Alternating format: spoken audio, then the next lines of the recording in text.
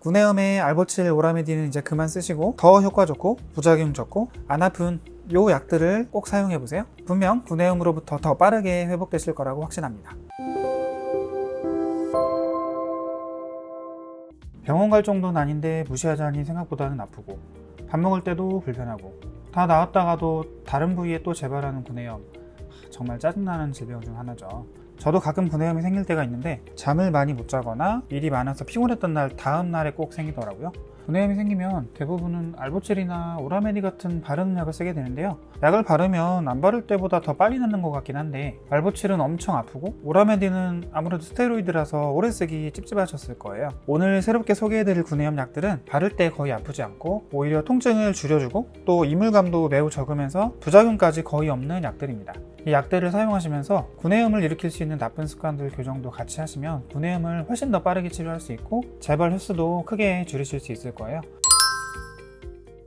먼저 구내염이 어떤 질병인지, 왜 생기는지, 특징과 원인에 대해서 간략히 설명드릴게요. 구내염은 모양에 따라 크게 궤양성, 스포성, 밀환성으로 분류할 수 있는데 우리가 흔히 말하는 구내염은 아프타성 구내염으로 궤양성 구내염에 속합니다. 대부분의 경우 크기가 1cm 미만이고 동그란 모양이고요. 짧게는 4일에서 길면 2주 안에 자연스럽게 낫는 가벼운 질병이에요. 그런데 성인 4명 중에 1명에게서 발생할 정도로 발병률이 매우 높고 또 3개월 이내 재발률이 50%로 재발률이 매우 높기 때문에 많은 분들이 고통받고 있는 것 같습니다. 발생 위치는 주로 구강 전막이고 잇몸에는 흔하지 않다고 하네요.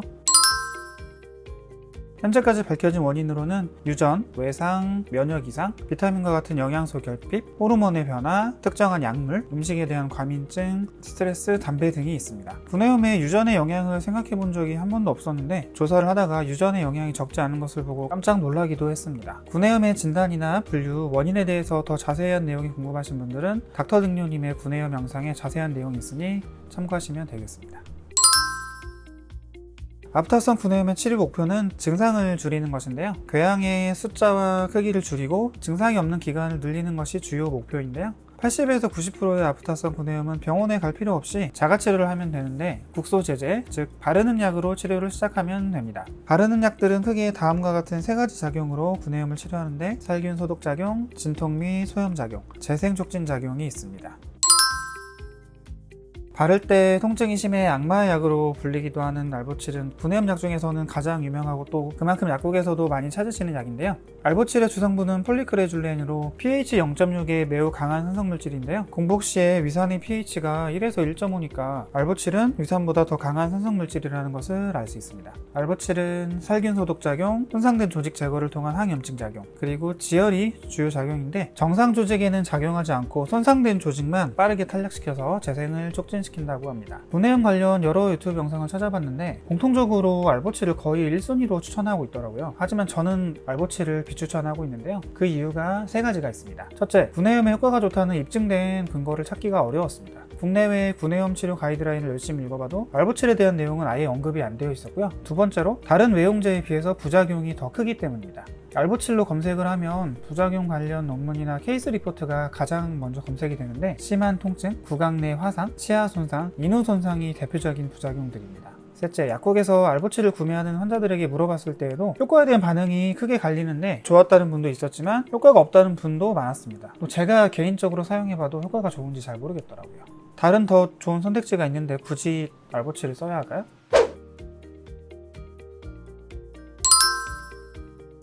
오라메디의 주성분은 트리암시놀론 아세토나이드로 중간 정도의 강도를 가지는 스테로이드인데요. 항염증 작용을 통해서 구내염을 잘 치료하는 약이에요. 그리고 피부에 자극이 적어서 알보칠처럼 바를 때 아프지 않은 약이에요. 다만 기제가 연고라서 흡수가 느린 편이고 약간 꾸덕꾸덕한 이물감이 있는 편입니다. 오라메디와 같은 스테로이드 연고는 효과가 좋다는 근거가 충분히 있어서 구내염 가이드라인에서도 우선적으로 추천하고 있는 약인데요. 오라메디 외에 스테로이드 성분 약 중에서 많이 사용되는 약은 같은 트리암시놀론 성분에 붙이는 약인 아부타치전과 덱사메타손 성분의 페리덱스가 있습니다. 효과는 오라메디와 거의 비슷합니다. 스테로이드 구내염 연고는 사용 전에 반드시 아셔야 될 주의사항이 있는데요. 스테로이드가 면역 억제 작용이 있기 때문에 바이러스성, 화농성, 진균성 구내염과 같이 감염이 우려되는 구내염에는 절대 사용하시면 안 됩니다. 또한 장기 사용 시에는 구강 건조, 입술 주위 피부염, 아토피와 같은 부작용이 발생할 가능성이 증가하기 때문에 자주 재발하는 구내염에 쓰기에는 적합하지 않습니다.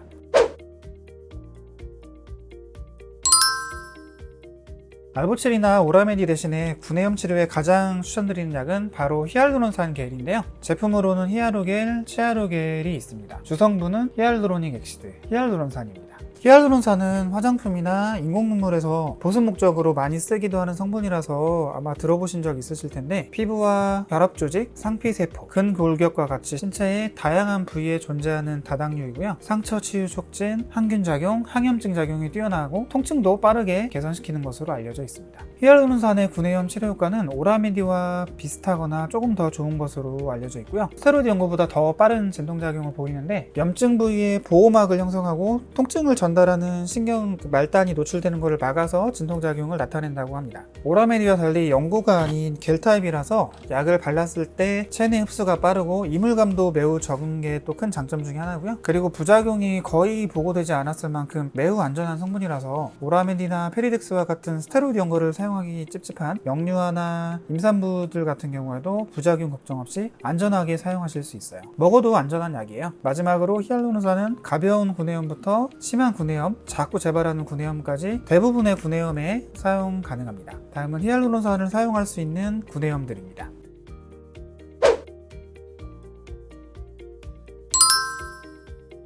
가장 최근에 출시된 약인데요. 주성분은 국소 마취 성분인 리도카인과 살균 소독제인 세틸피리디늄, 이렇게 두 가지로 구성되어 있습니다. 리도카인은 마취제로 국소적으로 사용 시에 통증 억제 작용이 뛰어나고 부작용이 매우 적은 약이고요. 세틸피리디늄도 구강 내에 사용 시에 살균 효과가 뛰어나고 부작용이 적어서 거의 모든 가글 제품에 필수로 들어가는 성분입니다. 페리토겔과 같은 성분, 같은 농도로 된 약으로 실험한 데이터가 없어서 다른 약들하고 정확한 효능 비교는 어렵고 간접적으로 비교를 해야 되는데, 구내염 치료 효과는 스테로이드 연고와 비슷하거나 살짝 떨어질 것으로 추정하고 있습니다. 하지만 통증은 제일 잘 잡아주는 것 같습니다. 페리토겔은 오라메디 연고와 달리 겔제이기 때문에 발림성이 좋고 이물감이 적다는 장점이 있고요. 아프타성 구내염, 바이러스성 구내염, 또 입안 상처에도 모두 사용 가능하고 부작용이 적은 편이에요. 6개월 이상의 영유아도 사용이 가능하다는 점, 거기에 실제 사용 경험에서의 만족, 재구매율까지 고려했을 때 주관적인 평가로는 오라메디보다는 위로 평가하고 있습니다.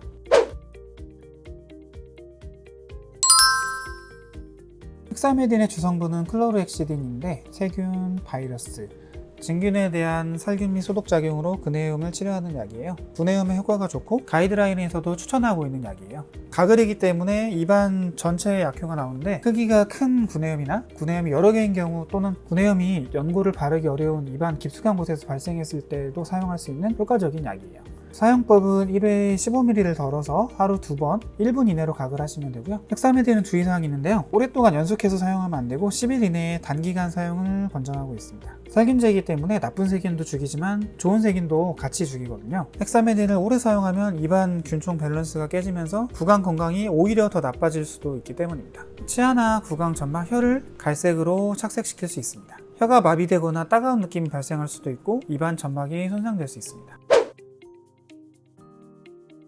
지금까지의 내용을 요약해 보겠습니다.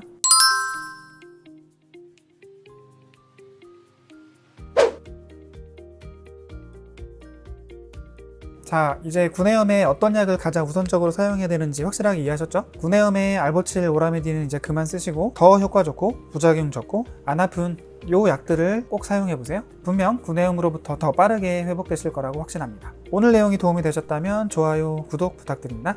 궁금하신 점은 댓글로 남겨주세요. 시청해주셔서 감사합니다.